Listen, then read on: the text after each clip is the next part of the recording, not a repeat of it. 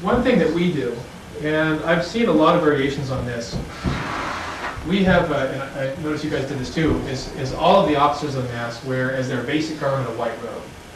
Okay, and we'll have usually some kind of a colored vestment.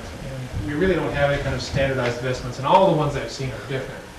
But as to whether the priest robe has sleeves or not, mine doesn't. Mine just sort of has a broad tabard-like garment that's open down the front.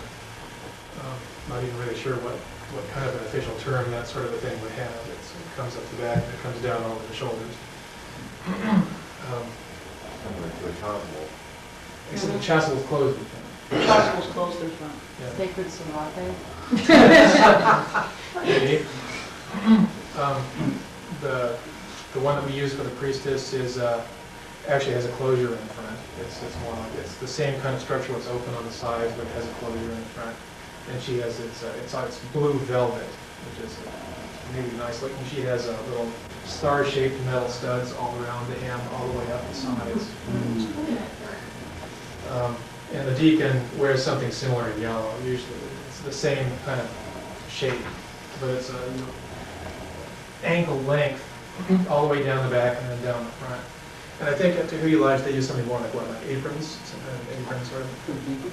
Yeah. For the deacon, it's more than trustful. Like a chasuble. Okay. Some kind of nice vestment though that would give the unique color to the individual officer. Dalmatic style vestments are good, and I've seen those in use quite a bit. How important is it all three underrobes be plain and adorned white? Because, for example, my deaconic robes are trimmed in gold with an addition No, I don't of think it's an that important. overgarment in gold. It's not specified in here. The only officer where it's specified that he's wearing a plain robe is the priest. Yeah, but, I mean, it does say the deacon, he is clothed in white and In yellow. gold, yeah. Well, It's just yellow, gold. No, actually, Yellow's gold. actually it is gold. No, it says in the text here, Yeah. he is clothed in white and yellow. Yeah. Not, he is clothed in white and yellow and gold. Yeah. I wouldn't object if someone had gold trim on their white robe. I don't think that's adding inappropriate symbolism. Heraldically, gold and yellow are They're the same. Right. And when church, Actually, yeah. But you never use them gold and on the white are same. No, no. You said, I'm sorry. One of the things that actually Celia had thought of, and I think it's pretty interesting, the idea that when Crowley's talking about goldenness, he's not talking about the color gold, he's talking about gold. The priestess is in the colors blue and white, and gold is she's in gold, as in gold jewelry, etc.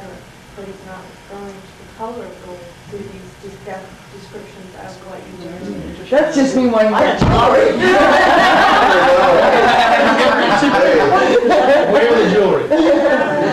No, definitely wear the jewelry. Wear lots of jewelry. oh yeah. But I think I don't see anything wrong with adding gold onto the blue part of the robe, or even the white part of the robe. Is your priestess's robe primarily blue? She wears a white under Okay. robe, and then wears a blue and gold outer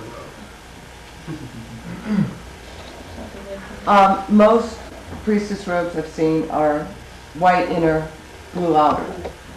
Doesn't matter, Yeah. as long as it's blue and white and gold or whatever.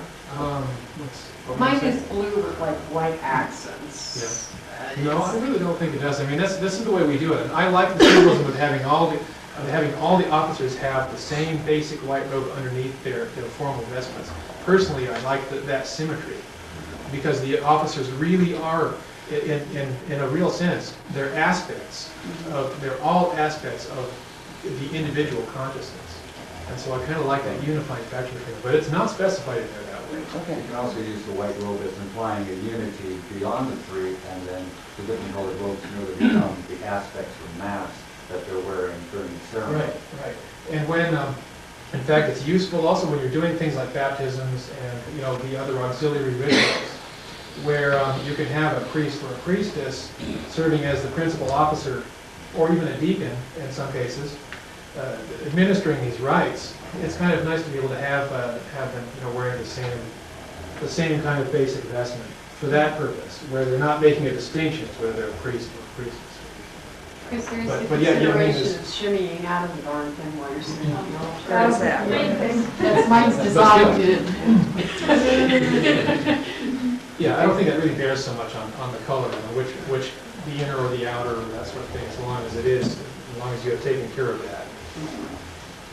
As a quick derivation in terms of just standard costuming, the idea of the white robe and the blue robe.